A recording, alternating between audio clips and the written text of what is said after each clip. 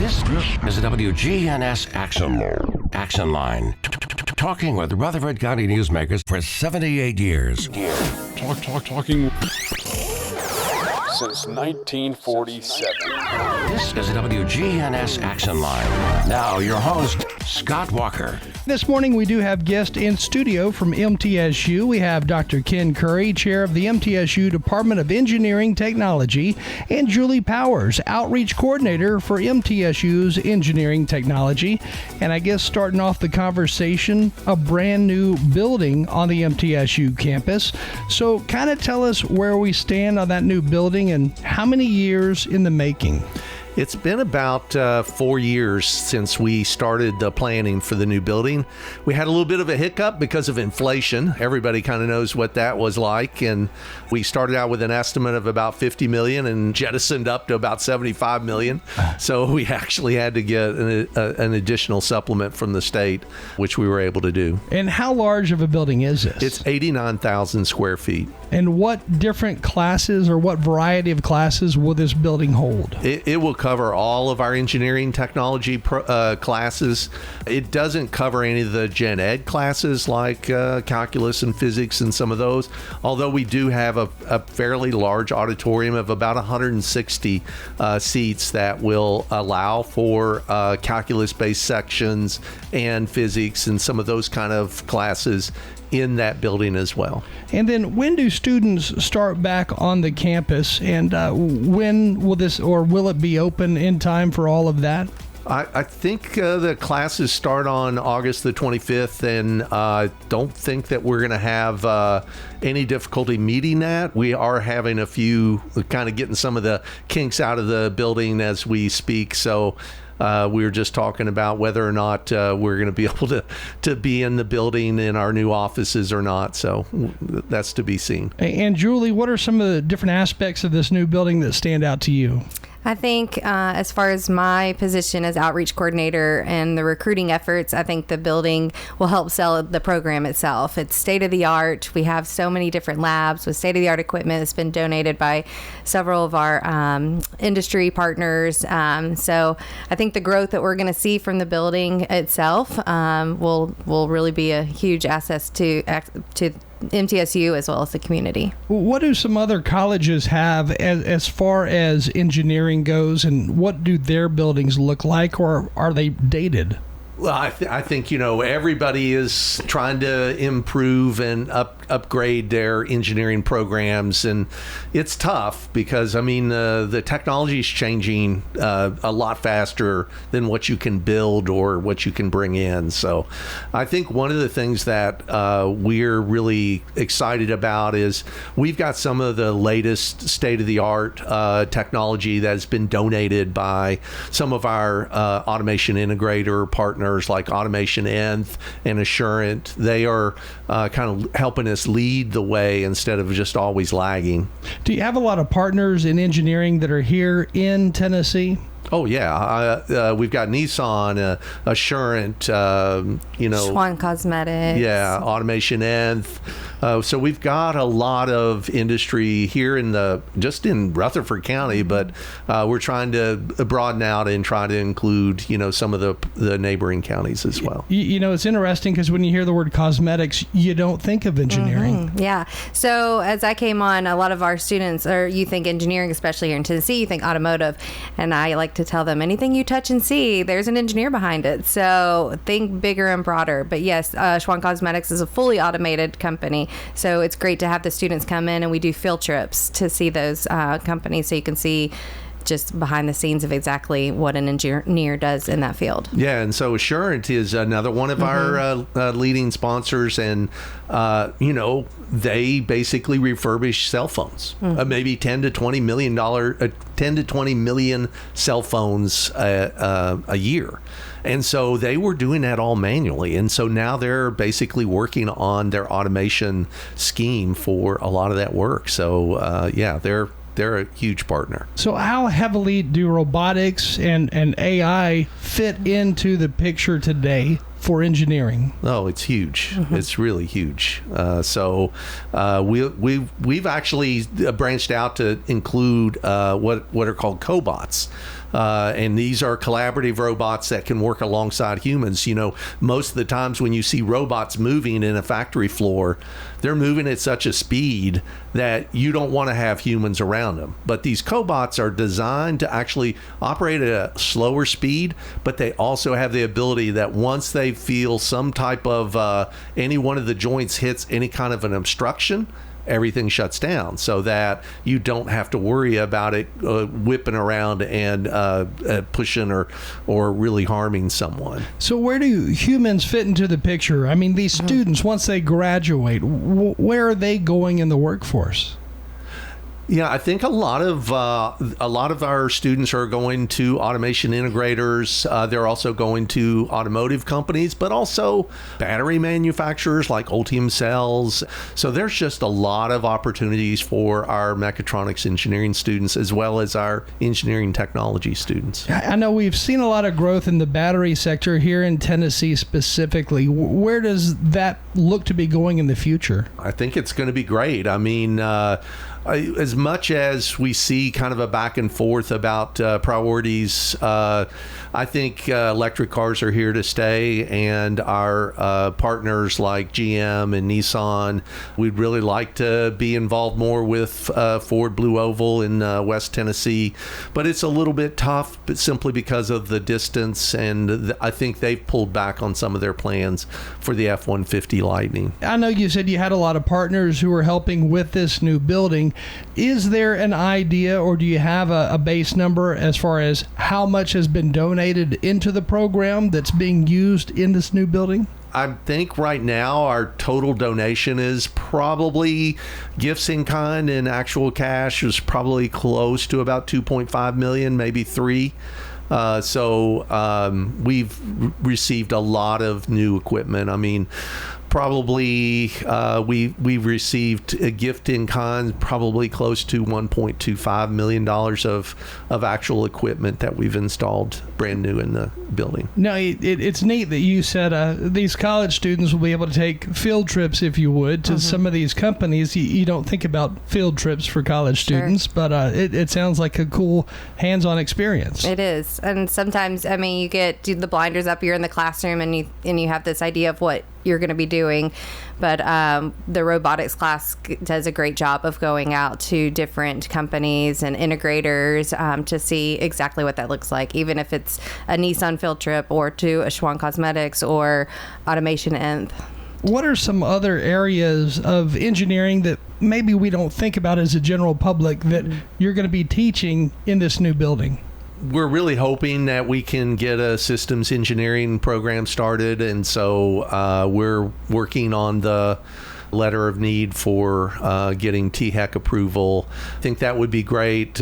Probably would have concentrations. One of them would probably include aerospace engineering as well. So we've got big plans for that, and I'm hoping that within this next month or two we'll have the paperwork for that. So aerospace engineering, would that be on the level of like designing planes? What would that be? No, I think it would be a concentration within systems engineering. So it's not a full-fledged aerospace engineering program.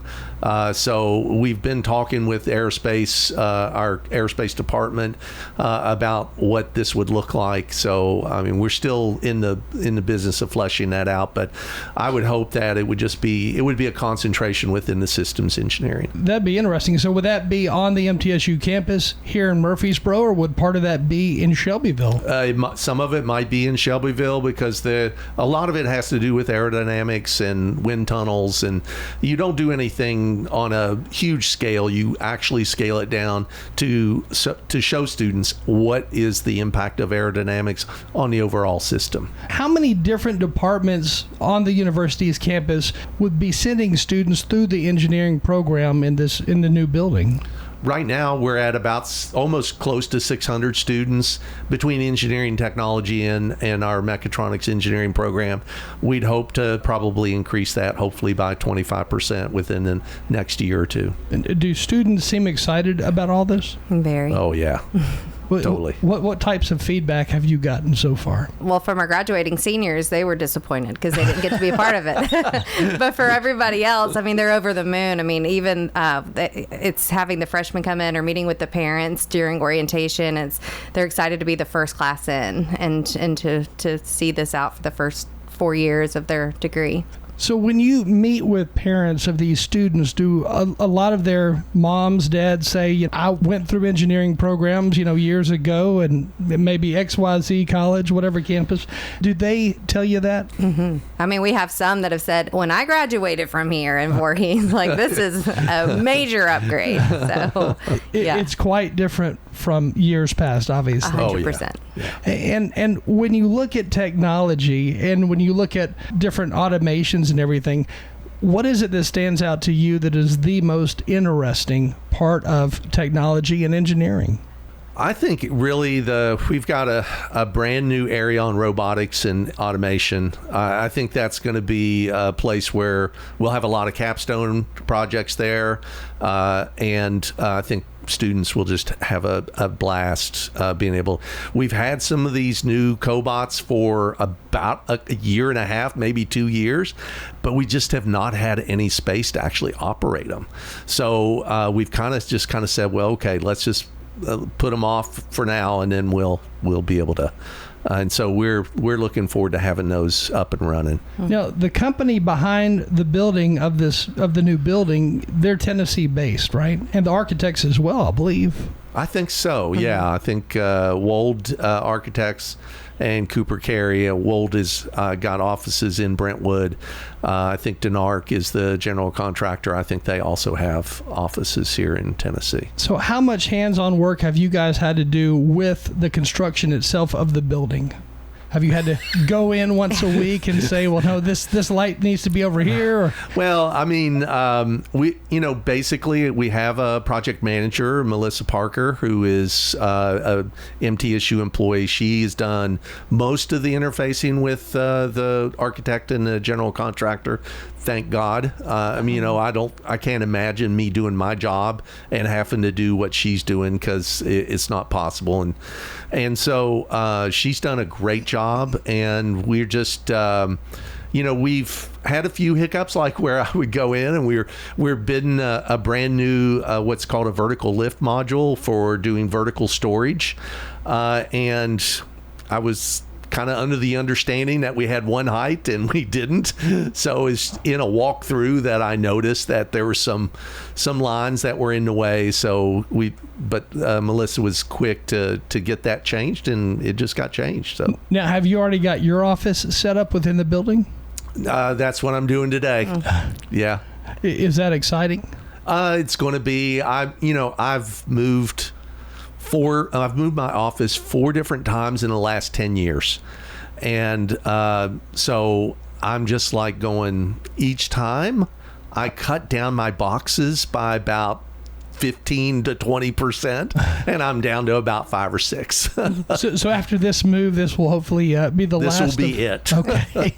Forever. And again, as we close out, tell us again the size of the building, when completion is expected to be done, and when students will actually be in there. Yeah, 89,000 square feet. It will officially be done when we do the ribbon cutting, and students will be able to move in. I'm hoping that we can actually get some students to come on part-time paid to help us get everything set up. So we'll probably have an army of students that we'll try to hire just to get us going. Now, 89,000 square feet, is that what it started out as, or have you had to add on in any ways? We cut back a little bit, but a lot of it was a little bit of value engineering when we saw the budget going over. But when the state came along and provided us with extra funding, then we were able to kind of then go to the full amount. Now, are there pictures online where folks can see what this looks like? Yeah, most definitely. Yeah. Just Google, I guess, the new building and MTSU. Applied Engineering Building. And they should come up. Yeah. Easy enough. Let's hope. Again, with us today, Dr. Ken Currie and also Julie Powers, both with MTSU's Department of Engineering Technology. Thank you both for joining us. Thanks for having us. Yeah, thanks. Dozens of vendors, one local tradition. Plump, juicy tomatoes. The Farmers Market, every Tuesday and Friday, 7 a.m. to 1. Pick fresh this morning. At Lane Agro Park in Murfreesboro. Farm fresh eggs. At 315 John R. Rice Boulevard. 50 years strong. Come see why. This is Peter Demas, and our family is inviting your family to come eat with us at Demas's restaurant. When Kristen said, okay, when we're going to do the remodel, because we're celebrating 35 years, we also wanted to make it more open and inviting. So we made the lobby a lot more open. Booth seats, a little bit different colors to kind of still keep it a little up to date, make it fresh. We wanted to make it cozier, make it a little bit brighter for people to see, to pay homage to where we have been the entire time. Demas's restaurant on Northwest Broad Street. If you're planning an upcoming trip and want to include your pet, we have all the travel supplies you'll need at Animal City. This is Amanda at Animal City, inviting your family to come do business with my family. Animal City is Murfreesboro's hometown family-owned pet store. We've had the honor and pleasure of serving the community for 33 years. If you want to see some photos of our adorable pets, feel free to check out our Facebook page, Animal City of Murfreesboro, Tennessee. We're at 919 Northwest Broad Street, right here in Murfreesboro. The Action Line on FM 101.9 and AM 1450 Murfreesboro, FM 100.5 Smyrna. Listen and watch at WGNSradio.com. With us now in studio, we have Richard Lewis, Associate Professor in the MTSU Department of Media Arts and the Esports and Content Creation Coordinator, as well as the Faculty Advisor for the MTSU Esports Club.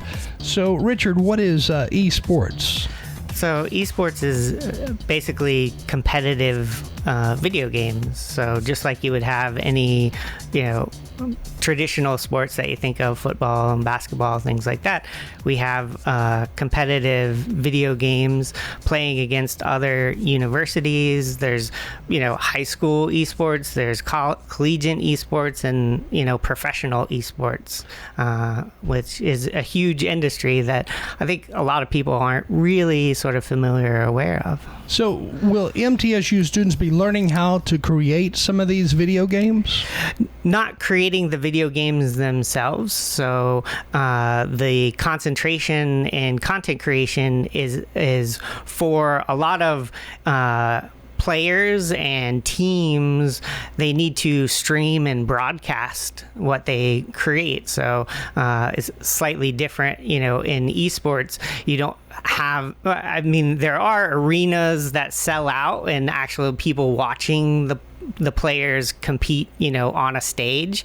But even in those cases, you still have to stream the content to a big screen. But most of the time, you're also sort of streaming online. You're creating sort of a brand for your team, as a player. You're marketing yourself. So understanding aesthetics. So that's what this concentration is. The content creation concentration is designed to give students all of the different skills that they would need to be in the esports sort of industry that way and be successful on the content creation side. And then we have in the sports and leisure department, they created a concentration in esports coaching. So all of the different levels of teams that you have now, you also need coaches for those. So really understanding, how to coach people, but then sort of taking it towards the esports arena. Interesting. Is there a lot of money in this direction?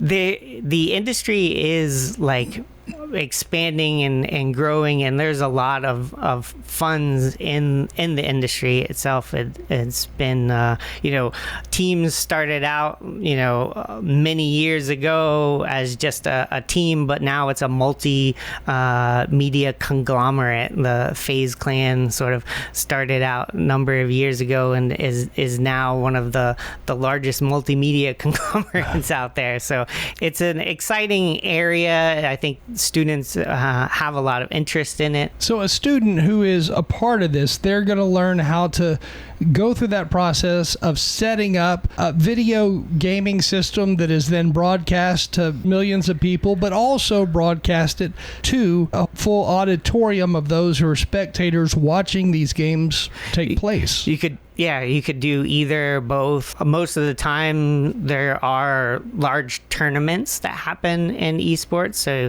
you can hold an esports tournament, an event, to sort of have all the players sort of play in place, in a live arena that way, or a lot of sort of online streaming. It's also understanding, the editing and the aesthetics and sort of the media component. That's, where the College of Media and Entertainment really comes in. There's a lot of, understanding sort of the students actually get to choose a minor, potentially even more than one in our college. So, there's advertising, there's PR, there's live production, post-production, so they can really sort of dive into the areas that they're most interested in that way. So some of these competitions that take place, and let's say they're in an auditorium of sorts, are they sellout type facilities? I mean, are these places full with spectators? For the professional competitions, they are. If you look at like League of Legends Worlds competition, I mean, it's a huge production like the Super Bowl. They have pregame and all of the stuff that happens before the actual competition, and then the competitions itself and they have a lot of, because it's all digital, they'll create, that sort of entertainment event with a lot of bands and sort of performances that happen before all of the competition, and then you get into the actual competition itself. So there's a lot that goes into these. Yeah, for sure. I mean, probably millions of dollars just to actually produce this for an audience. Yes. It's hard to believe. I mean, years ago, would you ever imagine this being something that's part of a college?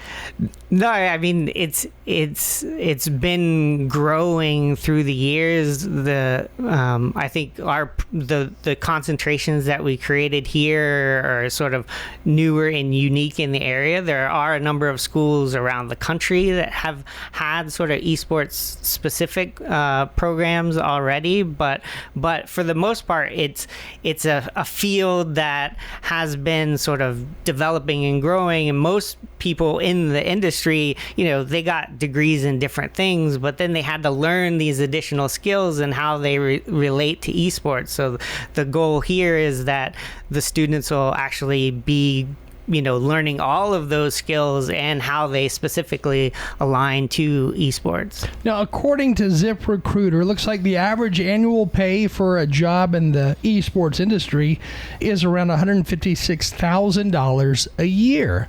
But yet this is also the type of job that your grandmother would look at you and say, when are you getting a real job? Right, yeah.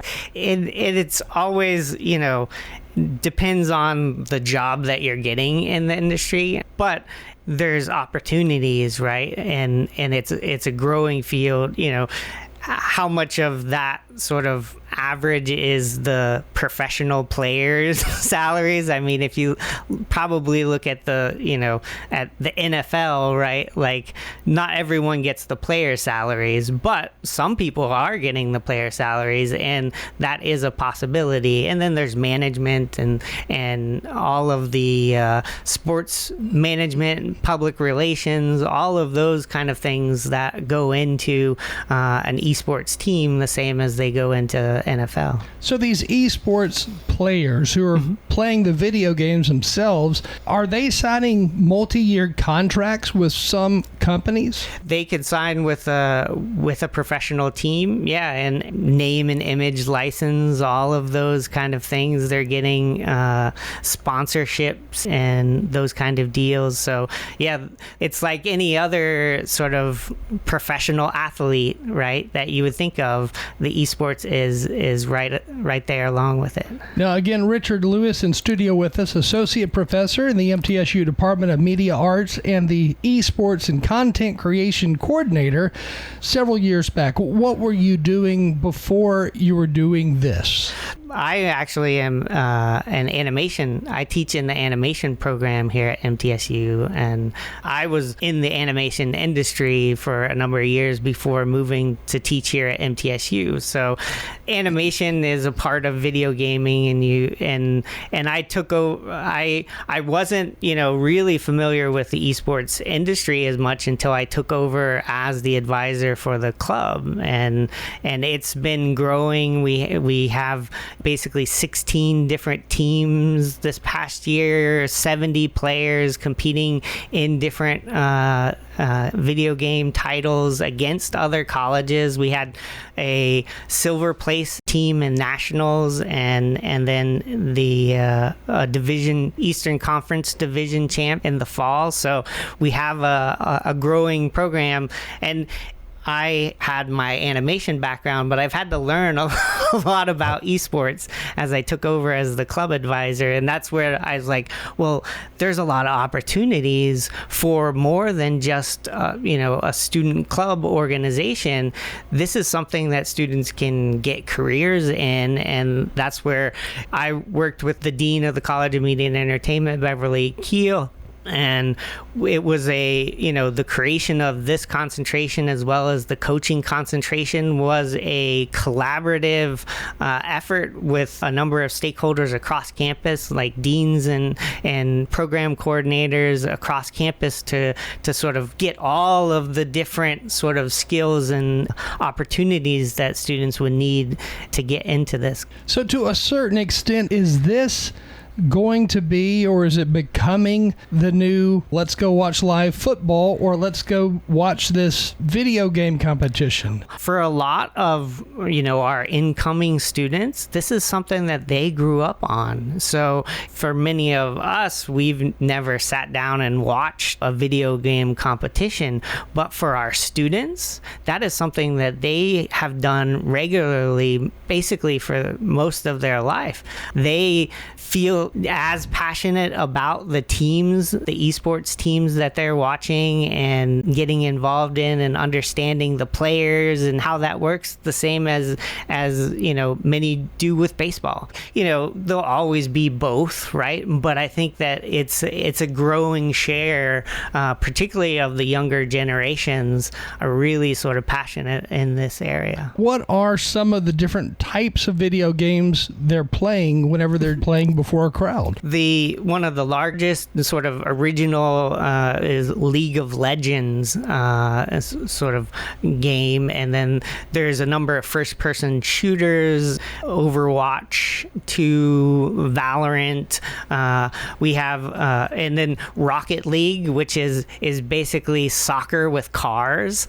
So a lot of fun stuff there. But we even have teams that use the Nintendo Switches. So Super Smash Brothers, right, is a competitive esport, and there's Splatoon 3, Halo, and Call of Duty. So a lot of opportunities in different areas for the different games that people play. And actually, one of the largest esports is actually chess, because now chess is played online a lot. So when it's played online, it's technically an esport that way. And how realistic are the graphics looking today compared to just 5 years ago? They're always just bumping it up and making better, more realistic graphics that can be done in real time. That's been the major emphasis. So like every couple years, you just sort of double the computing rate, as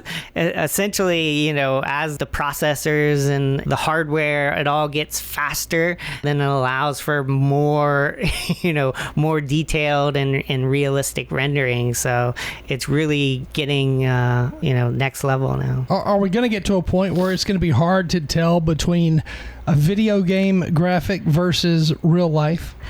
I think we'll always sort of be able to tell the difference just because it's on a screen or, but at the point where you get into sort of VR and combining sort of some of the new AI technologies that could make it sort of photorealistic, in real time, that's something that is possible. And again, to learn more about this, do we just search MTSU and what Department of Media Arts and Esports? Yeah, the College of Media and Entertainment has the esports content creation. You'll find that in our program pages there. Again, Richard Lewis with us, Associate Professor in the MTSU Department of Media Arts and the Esports and Content Creation Coordinator, and then as well as the Faculty Advisor for the MTSU Esports Club. That's a hefty title, a lot of stuff there. Well, thank you for joining us this morning. Thank you. The Action Line on FM 101.9 and AM 1450 Murfreesboro, FM 100.5 Smyrna. Listen and watch at WGNSradio.com. You feel great at Adams Place. Melanie teaches all of our exercise classes. I do the stretch and balance. Alan Butcher. Avis, our water aerobics instructor, helped me to overcome some of my arthritis pain, and it's just a wonderful thing that we have here. Hi, this is Terry Deal at Adams Place. Call me for more information about Adams Place. Phone 615-904-9111. Adams Place on Memorial across from Walmart. The Action Line on FM 101.9 and AM 1450 Murfreesboro, FM 100.5 Smyrna. Listen and watch at WGNSradio.com. Joining us in studio, we have Dr. Cynthia Chafin, Director of the Center for Health and Human Services, and also Sarah Gwynn, Senior Project Coordinator for the Center for Health and Human Services in the Office of Prevention, Science, and Recovery. How are both of y'all doing this morning? Doing great. Thank you. Doing great. Tell us more about what you guys do there at MTSU. Yeah, so we are the Center for Health and Human Services. We are a public health research and outreach center on campus. We are not affiliated with any one particular department or program. We work under the Office of Research Services, and we are a grant-funded department on campus. So we get all of our operations through external funding and sponsorships. So what does a day in that office look like? A day in our office is always exciting. We work on all sorts of different projects. We are not limited to any one area. Our mission and vision centers on advancing the health and well-being of Tennesseans. So health is a pretty big umbrella. Lots of things fit under it. We do most of our work in communities throughout Tennessee. We are not all campus-based. We are out in just about everywhere in the state doing different types of work. Rural health, how does that fit in? Because I know there's been a lot of talk about expanding a lot of medical services in more rural areas of the state. Tennessee is predominantly rural, so by virtue of that, most of the work that we do is done in rural Tennessee communities. A big part of that is access to resources. Those communities don't have some of the things that our larger metro areas have. So a big part of what we do is ensuring that they have resources for whatever the particular area is that we're working with them on. I know we're going to talk a lot about substance use today. So as an example, we're bringing resources to them specific to substance use that they may not get because they're located in a rural area. It's a huge part of what we do. And what kind of substance use are we talking here? In particular, we're talking about opioids. We've received several large grants specific to opioids. I know Sarah's going to talk a little bit about Rutherford County and what's going on here, but we do a lot of work throughout the state specific to opioids. It's a national epidemic. And then, Sarah, where do we stand in Rutherford County on the abuse of opioids? So it's been a journey. So between 2019 and 2022, our county saw a spike in opioid-related overdose deaths. Between those years, it increased 37%. And we topped out, I think, in the highest year of loss was around 140 lives that we lost due to opioid-related overdoses. We've made a lot of progress in the last 3 years. Now our overdose death rates are now back to that sort of pre-pandemic level, but we still have a lot of work to do because while people are not dying due to this, there's still high levels of substance misuse that's happening. We've just gotten really good at getting our overdose reversal medications out into the community. And so we're making some headway, but we're not quite getting at the root of the problem. And it is a multifaceted problem in our community. What do you do about the cases where people truly need these pain medications for real uses? How do you go about combating? We need to make sure they don't overuse, but yet at the same time, we understand there is a purpose. There is a purpose. That medication was a game changer, especially when it first came out. It allowed for people to start having surgery and be able to, have pain-free healing periods. Mm-hmm. But the thing is that over time, one of the issues is the overprescribing of it, which is sort of what has led us to this current issue that we have of proliferated misuse of this substance. But the thing is that we have to educate prescribers and providers who have for many years just prescribed it like candy because they were told by the pharmaceutical companies that it was safe and non-addictive. And so we're having to make sure the prescribers are educated, and they're also educating the patients that say, hey, this is how the medication should be used.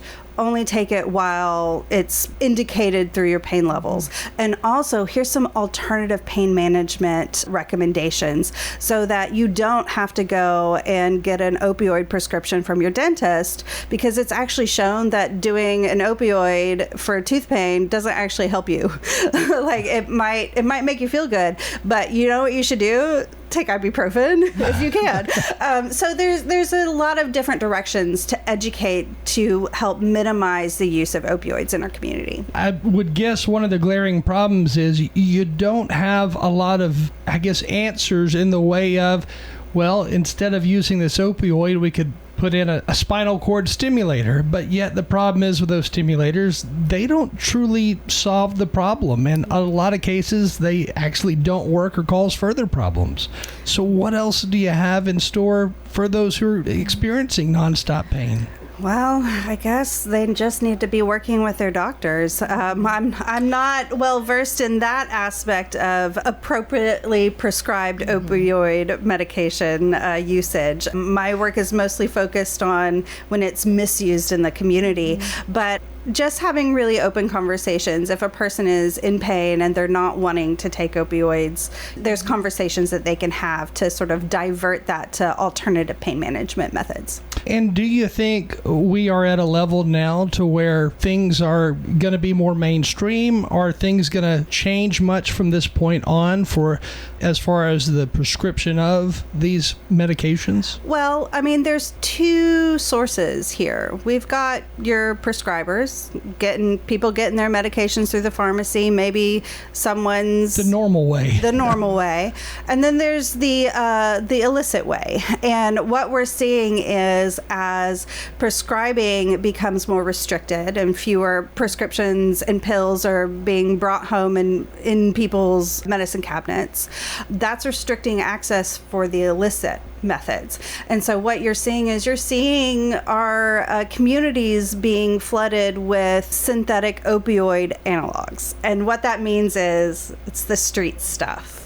When it comes to some of the substance testing that our sheriff's office is doing, we're still seeing opioid. We're seeing fentanyl. Still the party stuff like cocaine and MDMA and, those things are still happening. But the top substances are the opioids that are manufactured outside of pharmaceutical So it companies. almost seems like if we go too far one way, we're going to have a rebound effect too far the other way with illegal street drugs. Yep. And people sometimes will graduate from those synthetic opioids to like methamphetamines. And methamphetamine right now is so damaging to the brain structure. And we only have 20 seconds left. So next time, I guess we ought to have more time for this. But it sounds like an interesting situation for sure to learn more about. And if anybody would like to learn more about, I guess, what would be the best thing to do? Google MTSU and then... Yeah, if they want to visit our website, chhs.mtsu.edu, we have some great content on there with some of our projects, and we would love to come back and talk about all of them or any of them. Sounds good. Again, thank you for joining us.